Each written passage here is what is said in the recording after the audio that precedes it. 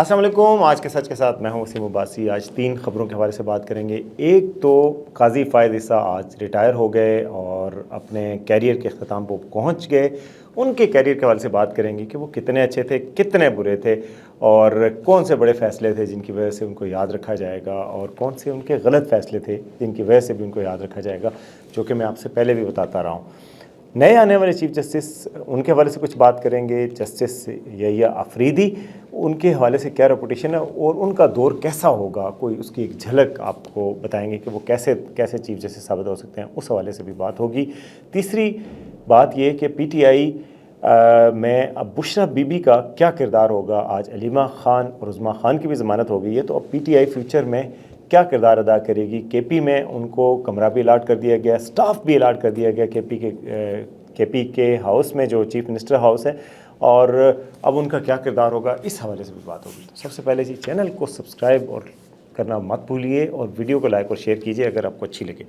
اچھا جی, قاضی فائز صاحب کا آج آخری دن تھا اور ان کی یاد میں ریفرنس بھی ہوا. 5 ججز نے ریفرنس میں بائیکاٹ کیا. آج میں آپ کو بلکہ وہ بھی بتاؤں گا کہ قاضی فائز عیسیٰ صاحب کے لیے جسٹس منصور صاحب نے خط لکھا اور خط میں کیا کہا, یہ بھی آپ کو بتاؤں گا. تو جی قاضی فائز صاحب کا آج آخری دن تھا, تو وہ جی اختتام ہو گیا. ان کی یاد میں ایک ریفرنس ہوا, جس ریفرنس میں 5 ججز نے شرکت نہیں کی. باقی سپریم کورٹ کے 12 ریگولر ججز, 2 ایڈ ہاک ججز, 2 شریعت کورٹ کے ججز, یہ سب شریک ہوئے, یعنی 16 ججز ٹوٹل شریک ہوئے, جس میں 14 سپریم کورٹ کے ججز سے, اور 5 ججز ایبسینٹ رہے.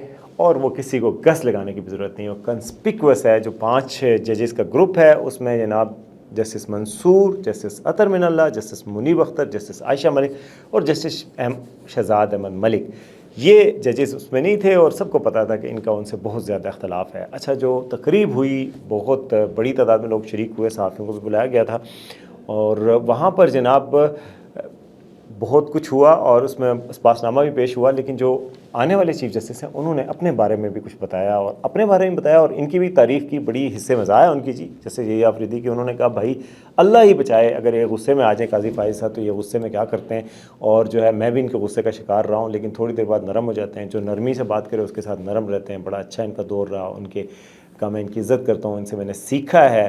پھر انہوں نے کہا کہ یہ جو آج, جیسا کہ میں نے کل آپ کو بتایا تھا کہ جو یہ انہوں نے مجھے لنچ لینے کا انکار کر دیا تھا, لیکن ہم نے ان کو کہا اپنے پیسوں سے کریں گے, تو انہوں نے ہاں کر دی. پھر انہوں نے اپنے بارے میں بتایا کہ میں ٹرائیکوٹمی آف پاور, یعنی کہ 3 جو ستون ہیں ان کے اختیارات میں تقسیم برابر کا قائل ہوں, یعنی کہ عدلیہ, حکومت اور پارلیمنٹ, ان تینوں کے اپنی اپنی حدود میں رہنے کا قائل ہوں. تو یہ بڑا واضح بتا دیا, اور اس کے علاوہ بھی انہوں نے اپنے بتایا کہ میں کیا کرنا چاہتا ہوں. تو اس کے بعد انہوں نے مونومنٹ ہے جو ہیومن رائٹس کا پارلیمنٹ میں, اس کا افتتاح کیا. وہاں پر گئے اور ان کے ساتھ ساتھی ججز بھی تھے, اور وہاں پر ان کے سوال و جواب بھی ہوئے. کچھ صحافی بھی تھے, وہ انہوں نے ان سے سوالات بھی پوچھے کہ آپ کو کوئی فیصلے پہ وہ ہے, انہوں نے جواب نہیں دیے. پھر وہاں پر یعنی کہ کوشش ہوئی تکرار کی, لیکن انہوں نے تکرار نہیں کیا, اوائڈ کیا, اور وہاں سے چلے گئے. تو یہ ان کا دور تمام ہوا. اب یہ جائزہ لیتے ہیں کہ ان کا دور کیسا رہا. اچھا جی, کچھ لوگ ہیں جو ان کی تعریفیں اتنی کر رہے ہیں کہ یار کمال دور تھا, ایک ایسا مرد مجاہد, ایک بہادر جج, اور کچھ لوگ ہیں جو ان کو اتنا ڈیمونائز کر رہے ہیں کہ وہ انسان ہی نہیں تھے, انہوں نے بہت ظلم کر دیا, انسانی حقوق کی خلاف ورزیاں اور باقی سارا کچھ. میں آپ کو بتاؤں کہ وہ نہ اتنے اچھے تھے جتنے ان کے مداح کہتے ہیں, نہ اتنے برے تھے جتنے ان کے ناقد کہتے ہیں. وہ ایک درمیان میں تھے, اور وہ ایک انسان تھے. جس طرح میں آپ کو بتاتا ہوں ان کی خوبیوں میں سمجھتا ہوں, پہلے دن جب وہ آئے تھے, آپ کو یاد ہوگا میں نے یوٹیوب پہ پورا پروگرام کیا تھا کہ وہ شخص ہیں جو ڈیفائی کر کے آئے ہیں اپنے تمام آڈز کو, تمام یعنی مشکلات کو عبور کر کے آئے ہیں. کوئی کہہ ہی نہیں سکتا تھا 2-3 سال پہلے کہ ان کو کوئی بننے دے گا چیف جسٹس. بن کر دکھایا, رہے. مگر جو ان سے توقعات تھیں میری ذاتی طور پر, ان کے مطابق وہ نہیں چلے. میرا تھا کہ انتہائی اپرائٹ جج, انتہائی یعنی کہ انصاف کو بس مقدم جاننے والے جج ہیں. ٹھیک ہے, جو انہوں نے توقعات کے حوالے سے بہت اچھے کام کیے. ان میں کیا ہے جی, انہوں نے سب سے پہلے تو یہ جی, انہوں نے کہا کہ میں لائیو پروسیڈنگ کرواؤں گا. پہلی دفعہ لوگوں کو پتہ چلا سپریم کورٹ کام کیسے کرتی ہے. دیکھیں ہم صحافی ہیں, ہم تو جاتے رہتے ہیں کورٹ روم نمبر 1 اور دوسرا تیسرا, وکیل کیسے دلائل دیتے ہیں, کورٹ ہوتی کیسی ہے وہ, اور پروسیڈ کیسے کرتی ہے, گرل کیسے کرتے ہیں, وکلا سے کیسے بات کرتے ہیں, وکلا کیسے دلائل دیتے ہیں, کون وکلا کتنے پانی میں, یہ سب کچھ پتہ چلا. اور لاء کی ایجوکیشن بھی ہوتی ہے. یہ سب ان کی وجہ سے پتہ چلا. انہوں نے ان کی وجہ سے لائیو سٹریم عمران خان بھی ہوئے اور وہ وہاں پر نظر آئے اور لوگوں نے دیکھا ان کو اور جو کورٹ میں تھے تو اور کئی کیسز کی انہوں نے پروسیڈنگ لائیو دکھائیں اور سارا کو نظر آیا. یہ ان کی اچھی خوبی تھی. پھر انہوں نے جی جنرل پرویز مشرف جو ڈکٹیٹر تھے جن کو سزا ملنی چاہیے تھی, انہوں نے آئین 2 دفعہ توڑا تھا, ان کی سزا دوبارہ سے بحال کی. پھر انہوں نے بلاول بھٹو اپلیکیشن لے کے گئے, جو بھٹو کے ساتھ زیادتی کورٹ نے کی تھی ان کو سزائے موت دے کے اس کا ازالہ کیا اور غلطی تسلیم کروائی. پھر انہوں نے اپنی جو پاور تھی اس کو ڈائلوٹ کرنے کی کوشش کی اور پریکٹس اینڈ پروسیجر بل کے تحت اپنی پاور خود اختیار دے دیا پارلیمنٹ کے کہنے پہ. اور بعد میں گو کہ پارلیمنٹ نے جب وہ 2 ججز ان کے ساتھ مانتے نہیں تھے, ان کو بالکل بلاک کر دیا, تو انہوں نے پھر اس میں امینڈمنٹ کو بھی تسلیم کیا. مگر ہمیشہ کہا کہ پارلیمنٹ بالادست ہے, جو پارلیمنٹ میں قانون بن گیا میں اس کو مانوں گا. اور یہ ان کی بڑی اچھی بات تھی. سول بالادستی یا پارلیمانی بالادستی کو مانا, انہوں نے انٹرفیئر نہیں کیا. تو یہ ان کی تھیں اچھی چیزیں. اور وہ ایک بہادر جج تھے, اس بات سے ڈرتے نہیں تھے. اس سے پہلے وہ فیض آباد ججمنٹ دے چکے تھے, اسٹیبلشمنٹ کو ناراض بھی کر چکے تھے. منال کے حوالے سے جو ان کی ججمنٹ تھی وہ ابھی بھی اسٹیبلشمنٹ کو کوئی اچھی نہیں لگی ہوگی, جو منال توڑوا دیا اور وہ جو ساتھ والا ریسٹورنٹ تھا, کیونکہ وہ ملٹری لینڈ پہ تھا اور وہ جگہوں پہ بھی تھا لیکن پولوشن پیدا ہو رہی تھی, تو انہوں نے کہا وہ کر دیں, تو وہ کیا. مگر جو ان کے مجھے نہیں اچھا لگا وہ یہ کہ عمران خان صاحب نے ان کے خلاف ریفرنس فائل کیا تھا. اسٹیبلشمنٹ بھی اس میں شامل تھی. انہوں نے اسٹیبلشمنٹ کو چلو سزا اس طرح ملی کہ جو اسٹیبلشمنٹ کے جنرل فیض تھے ان کا کورٹ مارشل ہو گیا. ان کے پاس کیس آیا, انہوں نے کہا جی فوج کارروائی کرے, محکمہ دفاع کارروائی کرے, اور کارروائی ہو گئی. عمران خان صاحب کے ساتھ ان کی جو نہیں بنی تھی ناچاکی تھی وہ نظر آئی, اور وہ نظر نہیں آنی چاہیے. عدالت ہے, اگر آئیڈیلی تو یار آپ کے سامنے اگر اللہ کو آپ نے جواب دینا ہے, آپ کے سامنے ایک فیصلہ آ رہا ہے جس میں آپ کو نظر آ رہا ہے یہ غلط ہے یہ صحیح ہے, اور جو فیصلہ آ رہا ہے وہ آپ کے دشمن کے حق میں آ رہا ہے, تو آپ کو تو دینا پڑے گا نا, مجبوری ہے, تو دینا چاہیے. چاہے آپ کو نہیں پسند ہو تو آپ کو دینا چاہیے. تو جو بلے کا نشان کا فیصلہ تھا اس میں بھی ان کا غصہ نظر آیا. ٹھیک ہے ٹیکنیکلی وہ ٹھیک تھے, لیکن ٹیکنیکلی یار ایک پارٹی نے اپنے اندر انتخابات صحیح نہیں کروائے تو یہ غیر جمہوری رویہ تھا. لیکن اگر ملک کے انتخابات پہ سوالیہ نشان ہو جائے کہ آپ ان سے جھنڈا ہی لے لیں, واپس بلے کا نشان لے لیں, اتنی بڑی سزا نہیں بنتی تھی اتنے جرم کی. ان کے ظاہر ہے ان کو پی ٹی آئی پسند ہی نہیں تھی, تو وہ نظر آئی, وہ انہوں نے کر دیا. یہ غلط فیصلہ تھا. پھر اس کے بعد کئی ان کیسز لگے جس سے پتہ لگتا تھا کہ وہ جو ہے وہ ایک ذاتی پسند اور ناپسند کو اپنے فیصلوں پر اثر انداز ہونے دیا, جو کہ ان کو نہیں ہونے دینا چاہیے تھا. یہ ایک غلط فیصلہ تھا, بلے کے نشان والا غلط فیصلہ تھا.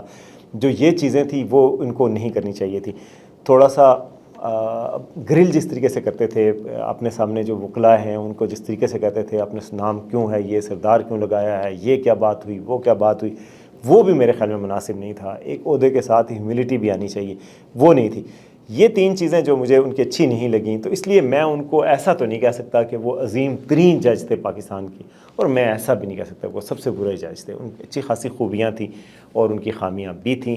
تو یہ دونوں کا مجموعہ ایک انسان تھے.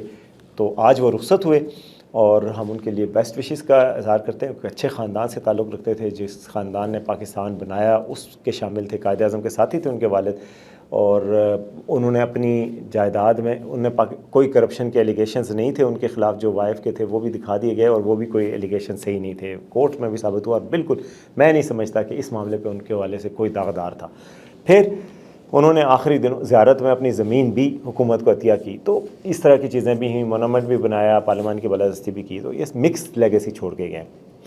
اسی دوران جناب خط آیا جسٹس منصور کا, اور آج وہ جناب عمرے پہ چلے گئے. وہ پہلے ثاقب نثار کی بھی اوتھ ٹیکنگ میں نہیں تھے, آج وہ اس اوتھ ٹیکنگ میں نہیں تھے جناب, عمرے پہ تھے. میں سمجھا وہاں پہ کوئی لبیک اللہم لبیک میں ہی مصروف ہوں گے, لیکن انہوں نے خط لکھ مارا, اور خط میں جناب انہوں نے بڑے سخت ایلیگیشنز لگائے, بڑی سخت زبان استعمال کی کہ آپ نے عدلیہ کے اندر مداخلت کا دروازہ کھولا, آپ نے اکیلے عدالت چلانے کی کوشش کی بجائے اس کے کہ آپ مشاورت سے چلتے. یعنی انتہائی سخت زبان استعمال کی. میرے خیال میں جاتے ہوئے چیف جسٹس کو اس طرح کی زبان اچھا نہیں کیا جسٹس منصور نے. آج ان کے خط کے بعد کئی لوگ کہتے ہیں کہ اب شکر کرتے ہیں کہ جسٹس منصور کو چیف جسٹس نہیں بنایا گیا, وہ بھی انتہائی ذاتی غصہ اور گرج رکھنے والے جج ثابت ہوتے.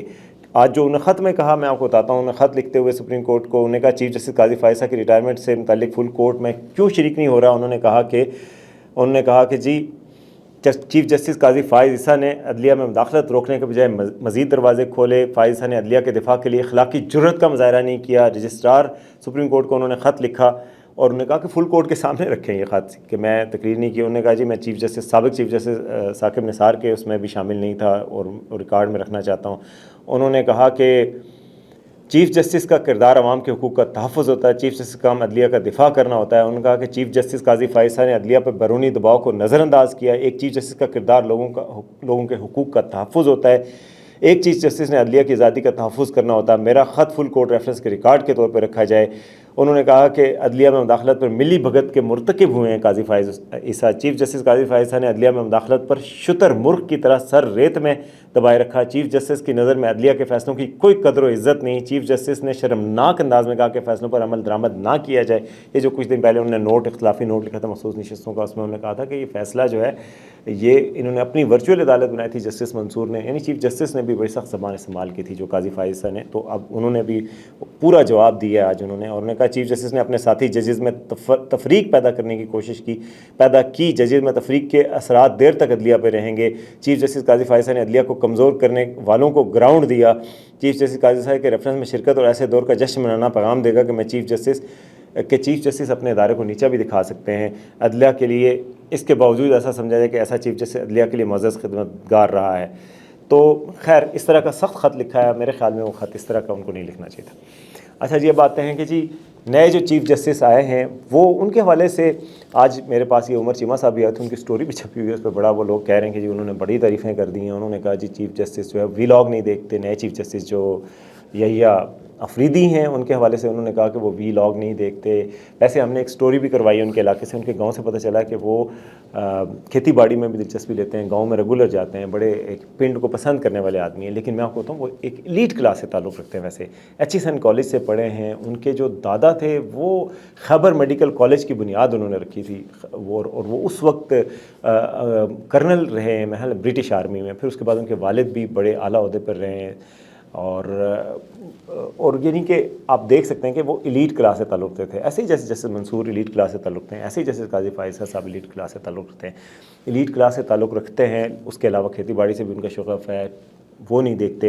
اچھا ناک کی سیدھ میں دیکھتے ہیں. اچھا یہ بات اور بھی لوگوں سے پتہ چلی ہے کہ ان کے حوالے سے تنازع کوئی نہیں ملا ابھی تک, کوئی شخص ان کو متنازع نہیں مانتا. انہوں نے آج تک جو فیصلے دیے ہیں ان میں ہمیشہ ناک کی سیدھ میں قانون کو سامنے رکھ کے دیے ہیں. کل جسٹس فائز صاحب نے اپنے الوداعی ڈنر میں بھی کہا کہ آپ میرے بارے میں پریڈکٹ کر سکتے ہیں میں کیا فیصلہ دوں, لیکن کبھی بھی آپ جسٹس یحییٰ افریدی کے بارے میں پریڈکٹ بھی نہیں کر سکتے کہ یہ کیا فیصلہ دیں گے, کیونکہ یہ ہم سے بھی ایک درجے اوپر ہیں. یعنی فائز عیسیٰ صاحب بھی ان کو بھی یہ اپنے سے بھی بہتر لگے ہیں, اور انہوں نے کہا کہ جی یہ آئین اور قانون کے مطابق فیصلہ دیں گے چاہے کچھ بھی ہو جائے. اور ہمیشہ انہوں نے اسی طرح کیا ہے, فیور نہیں آنے دیتے, بالکل رولز کو فالو کرتے ہیں. جو آج انہوں نے کہا ابھی کہ میں جو ہے نا ٹرائیکاٹومی آف پاور پہ وہ جو میں کہا آپ کو کہ جی یعنی اپنے ادارے کی حدود کے اندر رہوں گا, باہر نہیں, لیکن کسی کو اپنے ادارے میں مداخلت بھی نہیں کرنے دوں گا, یہ بھی انہوں نے واضح کر دیا. اچھا انہوں نے کہا کہ میں جو سارے وکیلوں سے ملوں گا لیکن سب سے پہلے گاؤں کے اور دور دراز کے لوگوں سے ملوں گا, جو قریب والے ہیں ان کو تو ویسے ہی ایکسیس ہو جاتی ہے.